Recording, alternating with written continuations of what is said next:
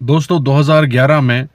अन्ना हजारे की लीडरशिप में दिल्ली के जंतर मंतर पे एक मूवमेंट चली थी, इंडिया अगेंस्ट करप्शन। जो करप्शन के खिलाफ में या जो ब्लैक मनी के खिलाफ में एक बहुत ही जबरदस्त मूवमेंट चली थी, जिसमें समाज के हर तबके ने बढ़ चढ़ के हिस्सा लिया। दोस्तों उस मूवमेंट में हर एक इंसान ने पार्टी लाइन से ऊपर उठकर, अपनी रिलीजियस लाइन से ऊपर उठकर पार्टिसिपेट किया और हर तरह की कोशिश की कि उस मोमेंट को कामयाब बनाया जाए। दोस्तों उस मोमेंट में इंडिया के बहुत ही काबिल और कामयाब लोग शामिल हुए, जिनमें अन्ना हजारे, अरविंद केजरीवाल, किरण बेदी,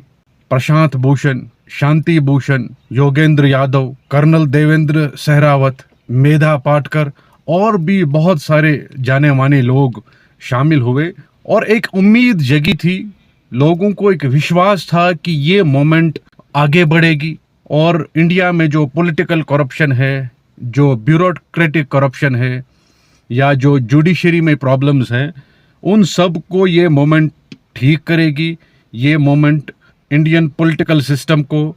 जुडिशरी को और ब्यूरोक्रेसी को मजबूर करेगी कि ये एक ऐसा सिस्टम सामने लाए जिसमें समाज के हर एक व्यक्ति को इंसाफ मिल सके, जिसमें करप्शन का बिल्कुल खात्मा हो और जो क्रिमिनल लोग हैं उनको आगे आने का मौका ना मिले, वो समाज के लीडर ना बन सके। तो ये एक बहुत ही अच्छी उम्मीद जगी थी दोस्तों, लोगों को विश्वास था कि ये मोमेंट आगे चलकर कामयाब होगी। लेकिन दोस्तों बदकिस्मती से चंद लोगों ने इस जबरदस्त मोमेंट को हाईजैक करके अपने जो जाती फायदे के लिए या अपने पॉलिटिकल फायदे के लिए इस्तेमाल किया। उनमें अरविंद केजरीवाल, मनीष सिसोदिया और भी कई सारे लोग थे जिन्होंने इस ज़बरदस्त मूवमेंट को अपने पर्सनल फ़ायदे के लिए इस्तेमाल किया और दोस्तों अल्टीमेटली ये मूवमेंट नाकाम हो गई। दोस्तों आम आदमी पार्टी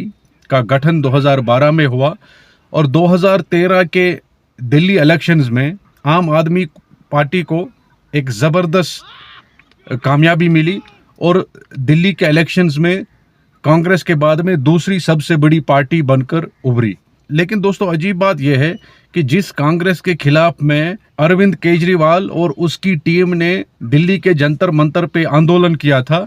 उसी कांग्रेस के साथ में हाथ मिला के 2013 में अरविंद केजरीवाल ने गवर्नमेंट बनाई और दिल्ली के चीफ मिनिस्टर बन गए। हालांकि बाद में उन्होंने वो रिजाइन दे के फिर से इलेक्शन कराए और उसके बाद में 2 बार लगातार दिल्ली के चीफ मिनिस्टर अरविंद केजरीवाल बने। दोस्तों जो इंडिया अगेंस्ट करप्शन का मोमेंट था, का आंदोलन था, वो बहुत बड़ा आंदोलन था, लेकिन उसका अल्टीमेट रिजल्ट ये निकला कि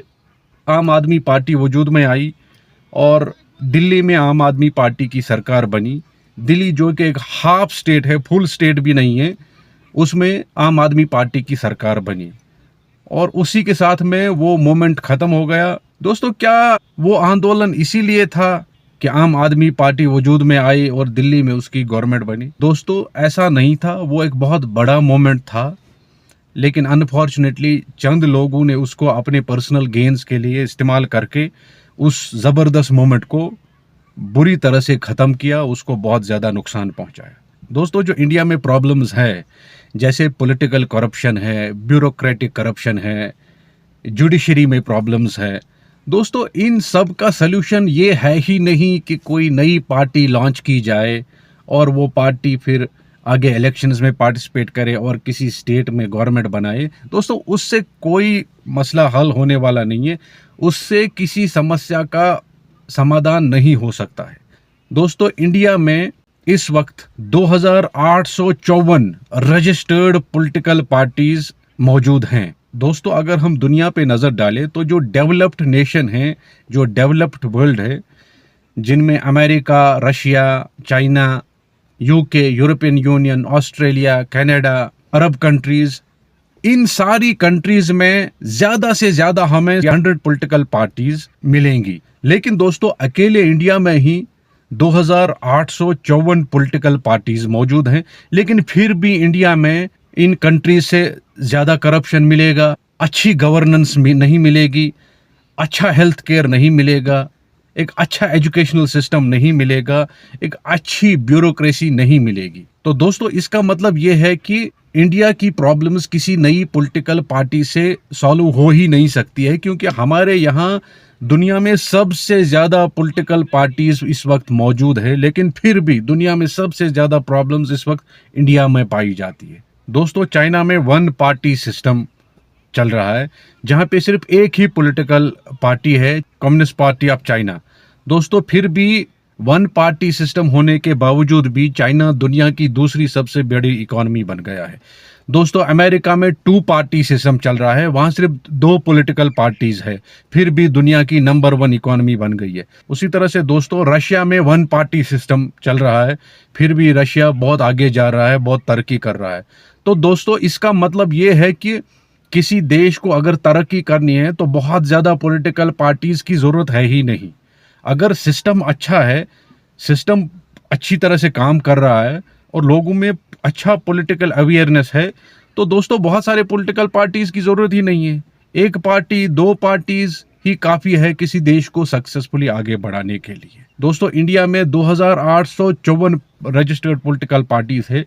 लेकिन फिर भी दोस्तों इंडिया में अमेरिका से, चाइना से, रशिया से, यूरोपियन यूनियन से, यूके से बहुत ज़्यादा प्रॉब्लम्स पाई जाती है। दोस्तों इंडिया की प्रॉब्लम अगर हमें सॉल्व करनी है, चाहे वो पॉलिटिकल प्रॉब्लम हो, जुडिशरी की प्रॉब्लम हो, ब्यूरोक्रेसी की प्रॉब्लम हो, तो हमें कोई नई पॉलिटिकल पार्टी लॉन्च करने की कोई ज़रूरत नहीं है। हमें एक ऐसा मोमेंट क्रिएट करना है, जैसे हमने इंडिया अगेंस्ट करप्शन में 2011 में देखा था अन्ना हजारे की लीडरशिप में। तो हमें ऐसा ही एक मोमेंट क्रिएट करना है जिसमें समाज का हर तबका पार्टी लाइन से ऊपर उठकर, रिलीजियस लाइन से ऊपर उठकर उसमें हिस्सा ले सके, उसमें पार्टिसिपेट कर सके, और समाज में जितने भी काबिल और कामयाब लोग हैं उन सब को उस मोमेंट का हिस्सा बनना चाहिए, उस मोमेंट में हिस्सा लेना चाहिए, और उस मोमेंट को हर एक पॉलिटिशियन से, हर एक पॉलिटिकल पार्टी से दूर रखना चाहिए। पॉलिटिक्स का उस मोमेंट के साथ में कोई वास्ता नहीं होना चाहिए। और दोस्तों आजकल सोशल मीडिया का टाइम है, तो देखते ही देखते वो मोमेंट एक नेशनल मोमेंट में कन्वर्ट हो जाएगा और ज़्यादा से ज़्यादा लोग उस मोमेंट में जुड़ जाएंगे, और फिर जाके हम इस पॉलिटिकल सिस्टम को या जुडिशरी को या ब्यूरोक्रेसी को प्रेशराइज कर सकते हैं, ताकि ये एक ऐसा सिस्टम सामने लाए जिसमें समाज के हर एक इंसान को जस्टिस मिल सके, इंसाफ मिल सके, और समाज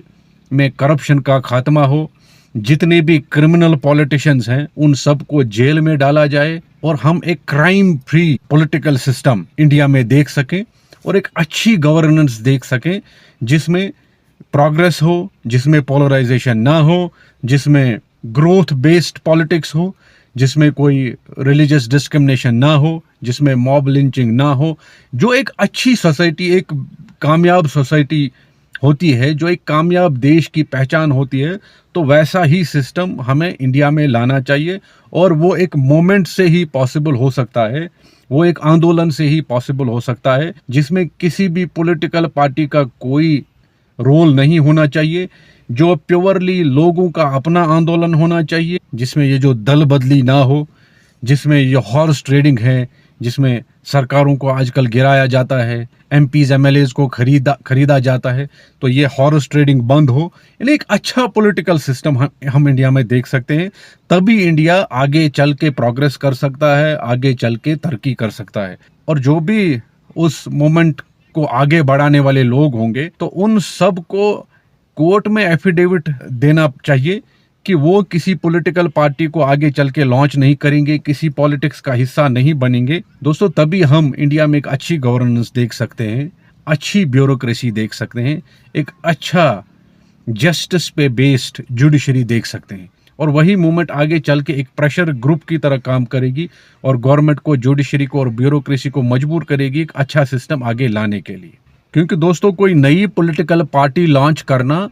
इंडिया की प्रॉब्लम का सलूशन है ही नहीं। अगर ऐसा होता तो दुनिया में सबसे ज़्यादा पार्टीज, पॉलिटिकल पार्टीज इस वक्त इंडिया में पाई जाती हैं, लेकिन फिर भी सबसे ज़्यादा प्रॉब्लम्स इस वक्त इंडिया में पाई जाती हैं, चाहे वो जुडिशरी में हो, चाहे वो ब्यूरोक्रेसी में हो, चाहे वो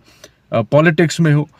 चाहे वो एजुकेशनल सिस्टम में हो, चाहे वो हमारे हेल्थ केयर सिस्टम में हो। तो दुनिया में सबसे ज़्यादा प्रॉब्लम्स इस वक्त इंडिया में पाई जाती है। तो इसका मतलब यही है दोस्तों कि कोई नई पॉलिटिकल पार्टी हमारी प्रॉब्लम का सलूशन नहीं है। हमारी प्रॉब्लम्स का सलूशन अगर हम चाहते हैं तो हमें एक ऐसा नेशनल मूवमेंट खड़ा करना चाहिए, एक ऐसा देश भर में एक ऐसा आंदोलन खड़ा करना चाहिए जिसमें समाज का हर तबका हिस्सा ले, जिसमें समाज के जो काबिल लोग हैं वो उसको आगे बढ़ाएं और फिर गवर्नमेंट को, ब्यूरोक्रेसी को और जुडिशरी को प्रेशराइज करें, मजबूर करें कि ऐसा सिस्टम सामने लाए जिसमें समाज के हर एक इंसान को जस्टिस मिल सके, जिसमें एक क्राइम फ्री सोसाइटी हम बनाने में कामयाब हो जाएं और जिसमें किसी भी क्रिमिनल पॉलिटिशियन के लिए कोई जगह ना हो, सिर्फ अच्छे और कैरेक्टर बेस्ड पॉलिटिशियन के लिए ही आगे आने का मौका हो। तो दोस्तों ऐसा सिस्टम तभी पॉसिबल है जब हम एक ऐसा मोमेंट खड़ा करेंगे और सक्सेसफुली उसको आगे बढ़ाएंगे दोस्तों।